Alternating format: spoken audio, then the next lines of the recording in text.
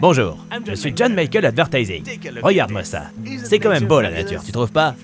Si t'es d'accord avec moi, alors le partenaire du jour va te plaire. Holzkern, c'est une entreprise autrichienne fondée en 2016 qui fabrique des montres, lunettes, bijoux et autres accessoires. Tu vois l'Autriche, c'est de là qui vient Schwarzenegger. Et la particularité d'Holzkern, c'est qu'ils utilisent des produits naturels pour fabriquer tout ça. Bois, pierre, nacre, Holzkern fait en sorte que tu aies toujours un petit bout de nature avec toi histoire de te rappeler de prendre du temps pour respirer. Envie d'une montre en bois ou d'une bague en pierre, Holzkern aura exactement ce qu'il te faut. Et ce qui est génial avec le principe d'Holzkern, c'est que chaque modèle est 100% unique. Aussi unique que toi, ma gueule. Tout comme tes empreintes digitales ou la couleur de tes yeux, le bois peut différer par sa couleur, son grain ou sa structure. Mais c'est le cas pour toutes les autres matières. Chaque matériau possède ses propres caractéristiques, ce qui fait qu'aucun modèle au monde n'aura exactement le même aspect que le tien. C'est comme si chaque article était une édition hyper méga limitée. Et chez Holzkern, ils font attention à l'environnement. Ils n'utilisent que des chutes de bois de l'industrie du meuble pour concevoir leur modèle, et le bois utilisé est certifié FSC. Autrement dit, pas de déforestation au programme. Avec plus de 1000 designs sur son catalogue, Holzkern aura forcément de quoi satisfaire tes envies. Tu veux impressionner ton date avec une montre en bois stylée? N'hésite pas et viens faire un tour sur la boutique en ligne. Moi, j'ai choisi la montre Carlos en bois d'érable et les lunettes Badass 2 en Leadwood, parce qu'elles étaient faites pour moi avec un nom pareil. En suivant le lien dans la description ou en utilisant mon code Guillaume15, tu bénéficieras de moins 15% de réduction sur le site. C'est pas magnifique ça? L'occasion idéale pour tester ces superbes accessoires. Ce sera qui le plus beau pour son date? Ce sera toi, mon con.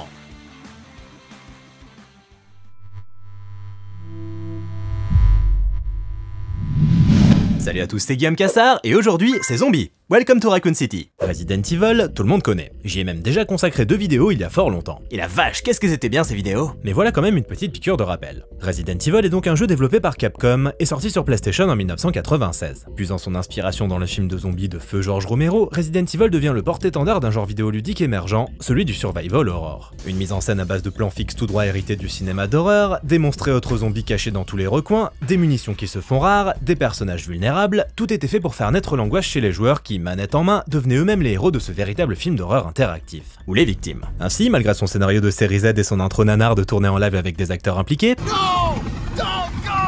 Resident Evil fait sensation et devient un véritable phénomène, point de départ d'une saga toujours en vogue à l'heure actuelle. Une saga transmédia qui plus est, puisqu'en plus des jeux Resident Evil, on trouve aussi des romans Resident Evil, des mangas Resident Evil, des comics Resident Evil, une série Netflix Resident Evil, et donc des films Resident Evil, dont on a déjà parlé dans 2 magnifiques vidéos, je le rappelle. Je parle bien évidemment de la fameuse saga débutée en 2002 avec Mila Jovovich en tête d'affiche, et dont l'architecte n'est autre que ce cher Paul W.S. Anderson. Mais un architecte à la numéro bis, hein. Une saga qui n'aura pas spécialement conquis le cœur de la critique et des gamers, Anderson ayant pris le parti de ne pas suivre fidèlement la trame des jeux. Oui, parce que scénario ça aurait été un grand mot, hein. Mais ça n'aura pourtant pas empêché les 6 films de cartonner, puisque la saga aura quand même rapporté 1,2 milliard de dollars au box-office, faisant d'elle l'adaptation de jeux vidéo au cinéma la plus fructueuse financièrement. Enfin ça, c'était avant que Super Mario Bros ne débarque et ne batte les 6 films à lui tout seul en récoltant 1,3 milliard de dollars au box-office mondial. Sacré plombier moustachu. En parallèle de la saga de Polo, on a aussi eu droit à des films d'animation chapeautés par Capcom et se déroulant dans l'univers des jeux, garantissant ainsi cette fidélité aux matériaux d'origine qui manquait tant au film d'Anderson.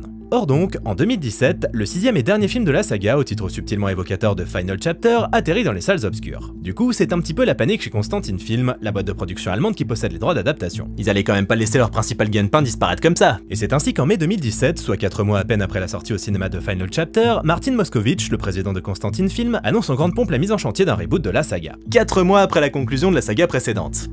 Ils perdent pas de temps les mecs, hein. Et si les fans restent particulièrement méfiants vis-à-vis de ce reboot, s'attendant à être une nouvelle fois déçus, ils retrouvent espoir lorsque le réalisateur James Wan est annoncé à la production. James Wan, c'est un spécialiste de l'horreur qui a démarré sa carrière en signant le premier opus de Saw. Il est également à l'origine d'Insidious et de la saga Conjuring, qui n'est rien de moins que la saga d'horreur la plus lucrative de tous les temps. Il s'est aussi essayé à l'action en signant Fast and Furious 72 et au film de super-héros avec Aquaman et Aquaman 2, qui sortira un jour peut-être. Mais le James Wan, c'est aussi un gamer accompli, qui a d'ailleurs posé sa patte sur la licence Dead Space en 2008, en réalisant une bande-annonce pour le jeu destinée à être diffusée pendant le 3, ce qui était alors l'un des plus grands salons mondiaux du jeu vidéo. Wan produirait donc le nouveau film Resident Evil via sa boîte Atomic Monster, basé sur un scénario rédigé par un certain Greg Rousseau, qui était déjà familier de l'exercice puisqu'il travaillait également sur le reboot ciné de Mortal Kombat, également produit par James Wan. Ah, que le monde hollywoodien est petit alors. La vision de Greg Rousseau était claire. Après les 6 films d'action over the top de Paul Anderson, il fallait revenir à la base des jeux, l'horreur. Ainsi, son script obtiendrait plus du dernier opus vidéoludique alors en date, Resident Evil 7. Son copain James Wan et lui se mirent donc au travail sur un script de film d'horreur fidèle à l'atmosphère sombre et lugubre des premiers jeux, qui se déroulerait après les événements du 7e opus et où l'on retrouverait notamment les personnages de Ethan et Mia. Le résultat serait brutal et terrifiant, ou ne serait pas. Et il ne fut pas. Il s'avère malheureusement que la vision de Rousseau et Wan n'était pas franchement en accord avec celle des exécutifs de chez Constantin. Pour commencer, ils trouvaient cette approche beaucoup trop éloignée de l'idée que se faisait le grand public d'un film Resident Evil. Ah ça c'est sûr qu'on partait clairement pas dans la même direction que les films d'Anderson. Mais en plus de ça, ces derniers ne trouvaient pas judicieux de baser le script sur le tout dernier opus en date, dont le succès commercial n'était alors pas assuré, pas plus que sa place dans la pop culture. Le projet de film n'en étant qu'à ses balbutiements, il ne fallait pas compter sur une sortie avant 2020. Le public serait-il toujours intéressé par cet opus en particulier d'ici là? C'était un pari, mais un pari qu'il n'avait tout simplement pas envie de faire. Ainsi, les exécutifs soumirent diverses idées à Russo, notamment une histoire de voyage dans le temps. Je vois pas trop en quoi ce serait plus en accord avec les fans de Resident Evil qu'un film basé sur un jeu Resident Evil, mais bon. Et c'est ainsi qu'en 2018, après plus d'1 an de développement, Russo et Wan quittèrent le navire. Mais pas de panique, un remplaçant sera vite trouvé en la présence du Britannique Johannes Roberts, engagé en décembre 2018 pour écrire et réaliser le reboot. Mais qui es-tu donc, Johannes Roberts? Johannes Roberts est, tout comme James Wan, un spécialiste des films d'horreur. Sauf que lui, bon, c'est plutôt le genre à emballer des séries B fauchées qui laissent pas forcément un souvenir impérissable post-visionnage. En 2017, il a pourtant réalisé un film que j'avais bien apprécié à l'époque, 47 Meters Down, un film de requin diablement efficace que je recommande d'ailleurs aux amoureux de films de requins diablement efficaces. Avec un budget de seulement 5,3 millions de dollars, le film en aura rapporté 62 dans le monde, soit un retour sur investissement plutôt pas dégueulasse. L'année d'après, il signe la suite du film d'horreur The Strangers, avec un budget similaire et qui rapporte 32 millions de dollars. Bref, deux succès plutôt honnêtes considérant le budget de base très limité, raison pour laquelle le réalisateur atterrit sur le radar de Constantine. Parce qu'il faut savoir que parmi les investisseurs importants des films Resident Evil, il y a Sony. Et en gros, sans Sony, pas de film. Et l'apport que Sony fournira au projet ne permettra pas d'aller au-delà de 40 millions de dollars de budget, soit le budget du dernier film de la saga d'Anderson, ce qui n'était d'ailleurs pas le plus gros budget de cette saga, puisque Rétribution avait quant à lui coûté la coquette somme de 65 millions de dollars.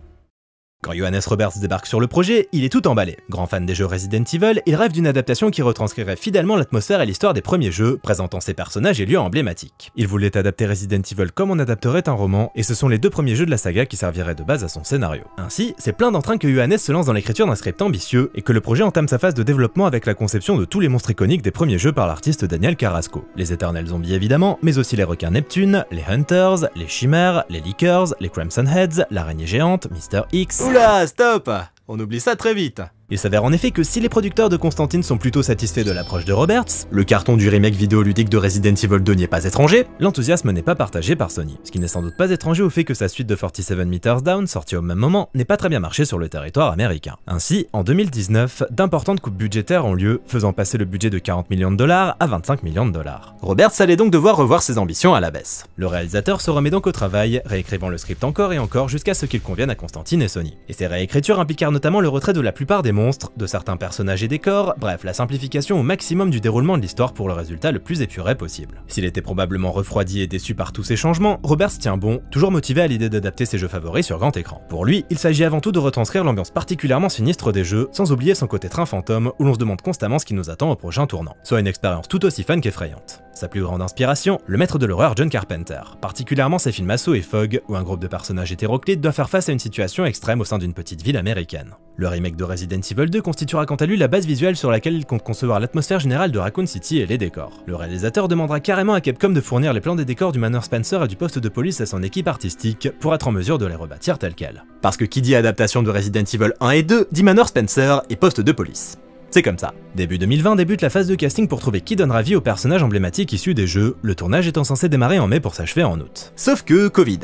Du coup, tout est un petit peu décalé. En avril, des bruits de couloir évoquent cependant que Hannah John Kamen serait en liste pour interpréter Jill Valentine, et Brenton Thwaites serait quant à lui envisagé pour incarner Chris Redfield, les deux personnages étant les héros du premier opus vidéoludique. L'actrice Kaya Scodelario serait quant à elle dans le viseur de l'équipe pour incarner Claire Redfield, sœur de Chris et héroïne du deuxième jeu, et Harris Dickinson dans le rôle de Léon S. Kennedy, autre personnage principal de ce deuxième opus. Et puis, en octobre 2020, alors que le monde se remet petit à petit à tourner de façon à peu près normale, le casting est officialisé. Kaya Scodelario et Hannah John Kamen sont ainsi confirmés dans les rôles de Claire et Jill, tandis que Chris sera incarné par Robbie Amell. Avan Jogia prêtera quant à lui ses traits à Léon S. Kennedy, tandis que Tom Hopper sera Albert Wesker et Neil McDonough incarnera le grand méchant William Birkin. Et c'est ainsi que le 17 octobre 2020, tout ce beau monde investit Sudbury, petite ville minière près de Toronto, pour entamer le tournage de Resident Evil, Welcome to Raccoon City. Pour un tournage prenant essentiellement place de nuit, à moins 10 degrés et sous une pluie artificielle permanente.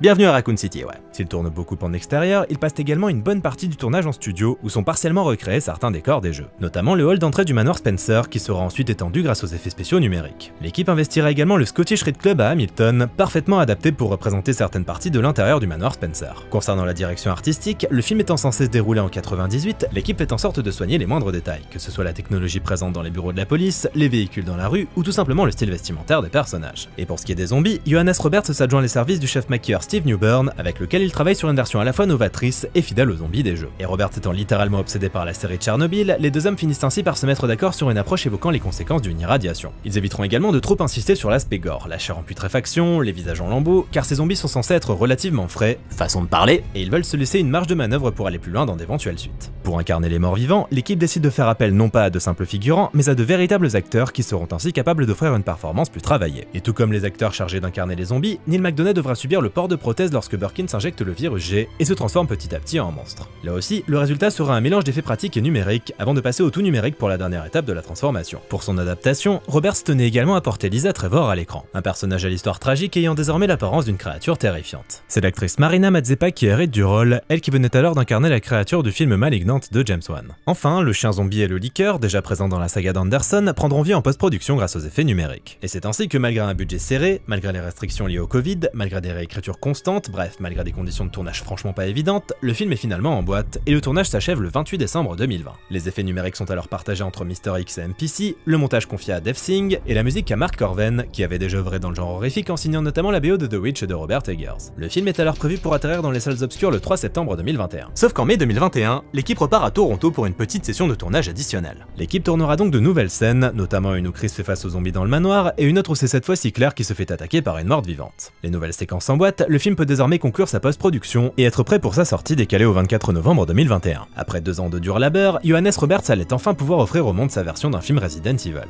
Une version qu'il présentait comme étant un film d'horreur avec une pointe d'action et non pas un pur film d'action, prenant bien soin de brosser les fans dans le sens du poil en se démarquant le plus possible de la saga d'Anderson. Bref, il mettait toutes les chances de son côté pour attirer les fans de la licence. Mais ça a bidé. À l'arrivée, ni les fans, ni la critique, ni le public lambda n'ont été convaincus par le résultat. Welcome to Raccoon City ne fut en effet pas le succès espéré, signant le pire démarrage de la franchise aux USA en rapportant seulement 5,3 millions de dollars lors de son premier week-end d'exploitation. En tout, c'est un peu moins de 42 millions de dollars que le film récolta à travers le monde, dont 17 millions seulement sur le territoire américain. Oui, on appelle ça un bid. Et si Roberts était partant pour continuer de développer la saga en adaptant Code Veronica et Resident Evil 4, il dut se rendre à l'évidence, ça n'arriverait pas.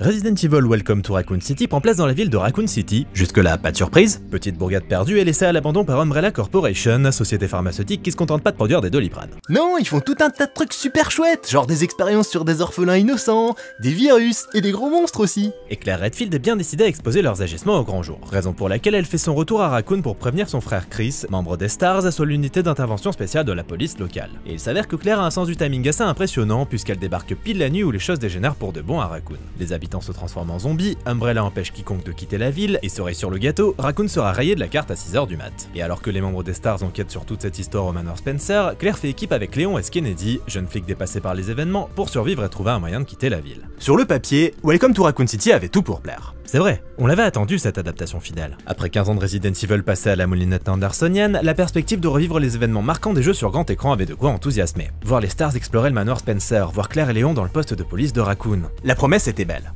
Mais malheureusement, ça ne prend pas. Pourtant, tout n'est pas à jeter dans Welcome to Raccoon City. Et on va déjà voir ce qui fonctionne avant de s'attaquer à pourquoi tout finit par se vautrer. Alors déjà, je trouve la première demi-heure vraiment cool. Passé un prologue bien glauque au sein de l'orphelinat, Roberts met en place son intrigue de façon très efficace en nous plongeant dans l'atmosphère sinistre de Raccoon City. Le côté petite ville à l'abandon fonctionne en effet vraiment bien, à l'opposé de la grande ville dépeinte dans Resident Evil Apocalypse, qui ressemblait sans doute plus à celle du jeu, mais qui était aussi beaucoup moins anxiogène. Ici, on ressent donc cette sensation d'isolement et de désespoir que l'on est en droit d'attendre de la part d'une adaptation digne de ce nom de Resident Evil. Et le fait que tout se déroule en 98 va venir enfoncer le clou, les personnages ne disposant par conséquent pas des mêmes moyens de communication qu'à l'heure actuelle. Non, il n'y avait pas d'iPhone en 98. Autre côté positif de cette première demi-heure, les personnages. Que ce soit Claire, Chris, Jill, Wesker ou même Léon, Roberts parvient assez rapidement à les rendre attachants en apportant un soupçon d'authenticité à leur personnalité grâce à de petites touches d'humour, en leur procurant des failles et en instaurant une réelle camaraderie entre les membres des Stars. Ajoutez à ça des acteurs investis, KS Codelario en tête, et on se retrouve bien loin des pantins caricaturaux de la saga d'Anderson, ce qui est plutôt plaisant. Bref, le film démarre sous de bons auspices, et quand la sirène se met à sonner au sein de la ville, rappelant d'ailleurs beaucoup celle de Silent Hill, même si j'y vois pas spécialement une référence, une sirène reste une sirène, bah j'avoue que j'étais plutôt emballé. J'y croyais et j'avais hâte de voir où le film allait nous emmener après cette entrée en matière réussie. Et puis j'ai déchanté. Ça s'est fait progressivement en fait, parce que le film en a quand même encore sous le capot passé l'acte 1. Par exemple, je trouve que tout ce qui se passe au sein du Manor Spencer est un pur plaisir. Voir les stars faire face aux zombies dans ce décor tout droit sorti du premier jeu rappellera instantanément quantité de souvenirs à ceux qui avaient l'habitude d'explorer ce même manoir manette en main. Et Robert s'emballe ses séquences avec talent, jouant avec l'obscurité pour faire naître la tension, ou s'inspirant des plans fixes typiques des jeux pour cacher des menaces hors champ. Du côté du poste de police, on a également droit à quelques rappels au jeu assez plaisants, comme la séquence avec le chien zombie dans le parking par exemple. Mais le gros problème, c'est que le film ne décolle jamais vraiment. Passé une mise en place réussie, Welcome to Raccoon City se dégonfle, ne faisant pas grand chose pour offrir un développement et une conclusion intéressante à son histoire, se contentant simplement du minimum syndical. Il y a une grosse baisse de rythme au milieu du film quand il est justement censé prendre son envol, et soudain, c'est terminé. Ce film, c'est comme si vous passiez directement d'une très bonne entrée à un dessert de merde. C'est frustrant. Parce qu'autant le début est cool, autant c'est pas le cas de la fin, qui enchaîne des séquences grand guignolesques que n'aurait pas Ronnie Anderson lui-même. On a par exemple une Lisa Trevor qui a du mal à marcher et à respirer mais qui bute un liqueur à main nue, le Dr Birkin mutant qui nous fait un monologue de méchant avec sa voix de méchant, et le fameux lance-roquette utilisé par Léon pour tuer le boss final, comme dans le jeu certes, mais qui était peut-être pas forcément nécessaire ici. Surtout que vous aviez visiblement pas le budget pour faire ça convenablement. Et là, on en arrive à la source du problème, les coupes budgétaires et toutes les réécritures qui en ont découlé. Sans oublier le Covid qui est venu en remettre une couche. S'il manque au film une véritable montée en puissance, c'est parce que Roberts n'a tout simplement pas été en mesure de nous en offrir une. On l'a vu via les dessins conceptuels, le réalisateur avait en tête quelque chose de beaucoup plus ambitieux, avec notamment pas mal de monstres. Dans son scénario original, on aurait très probablement passé bien plus de temps dans le manoir et le labo souterrain d'Umbrella, ce qui nous aurait donc offert ce plat de résistance tant attendu. Mais avec ce budget de 25 millions de dollars, Roberts n'a pas eu d'autre choix que de garder les pieds sur terre. Il manque par conséquent beaucoup d'éléments, et raccourcir son script aura donc résulté en cette sensation de trop peu, voire de carrément bâclé. Et puis un manque de budget, ça peut aussi se ressentir visuellement. Si Roberts a fait de son mieux pour soigner l'aspect visuel de son film, il n'empêche que certains plans ont un look particulièrement cheap. Quant aux effets visuels, même constat. Si le liqueur est plutôt réussi, le chien zombie n'est pas crédible une seconde tant sa nature numérique saute aux yeux. Quant au boss final, bof bof comme on dit dans le milieu de la critique cinématographique haut de gamme. Et pour ce qui est des décors, ils ne parviennent malheureusement pas à dégager toute la portée de ceux des jeux, ce qui saute aux yeux du côté du poste de police dont les limites numériques sont particulièrement visibles. Ainsi, Welcome to Raccoon City offre la désagréable sensation d'un potentiel gâché. Parce que oui, ça partait plutôt sur de bonnes bases. Si les intentions de Roberts étaient tout à fait nobles, le gars étant un véritable fan de la licence qui avait envie d'offrir aux fans l'adaptation dont il rêvait, le résultat est resté au stade de la promesse, ce qui est vraiment dommage. Après, dans tous les cas, le film n'aurait pas mis tout le monde d'accord. Parce que Roberts avait pris des libertés avec les jeux. Des partis pris que les fans n'ont pas spécialement appréciés. Par exemple, le traitement du personnage de Léon. Dans le jeu, Léon, c'est un jeune flic un peu dépassé par les événements, mais qui est quand même plutôt doué mine de rien. Ici, c'est un raté complet qui n'a aucune confiance en lui et qui est pas spécialement doué. Pas le même gag dans les jeux donc. Mais personnellement, je trouve que c'est pas bête comme approche. C'est vrai, en termes de badassitude, on a déjà Chris, Jill, Wesker et Claire. Si Léon avait été fidèle au Léon des jeux, bah ça aurait juste été un badass de plus. Mais insister sur son côté inexpérimenté permet au contraire de le dissocier du reste des personnages, lui apportant une particularité et donc un parcours distinct. En théorie, hein, parce que bon, dans la pratique, son parcours, il va pas bien loin. Son évolution sera donc à l'image du reste de l'histoire, bâclée. On passe simplement du flic raté au flic qui bute le boss final avec le lance-roquette. Ça c'est de l'arc narratif. L'autre personnage que Roberts aura changé du tout au tout, c'est Albert Wesker, qui n'est rien de moins que le grand méchant de la saga vidéoludique jusqu'au 5e volet. Dans Welcome to Raccoon City, Wesker n'est pas un bad guy à proprement parler. C'est un agent double certes, et qui fait des choix discutables en fin de film, mais on est bien loin du méchant avec sa voix de méchant et ses lunettes de soleil de méchant telles que dépeint dans les jeux. Roberts voulait que le film constitue en quelque sorte son origin story, et il ne voulait pas des fameuses lunettes de soleil pourtant indissociables du personnage. Parce que certes c'est indissociable, mais c'est aussi un peu ridicule, hein. Des lunettes de soleil dans un manoir sombre, bof bof encore une fois. Puis bon, entre ses lunettes de soleil et son attitude dans le premier jeu, autant lui faire porter un t-shirt avec marqué « C'est moi le traître », hein. Résultat, Wesker est humanisé et ses motivations sont simplifiées. Et à l'inverse du personnage des jeux qui tire les ficelles en coulisses, il se trouve au final être une sorte de marionnette entre les mains d'un personnage mystérieux dont on ne découvrira l'identité que dans la scène post-générique du film. Il s'agit d'Ada Wong, un autre personnage important de la mythologie Resident Evil. Dans Welcome to Raccoon City, Ada Wong est incarnée par l'actrice Lily Gao. Et vous allez pas le croire, mais la performance de Lily Gao a dû beaucoup plaire à Capcom, puisqu'ils lui ont demandé de reprendre le rôle d'Ada dans le remake de Resident Evil 4 sorti en 2023. Comme quoi, 3 répliques en scène post-générique, ça ouvre des portes, hein.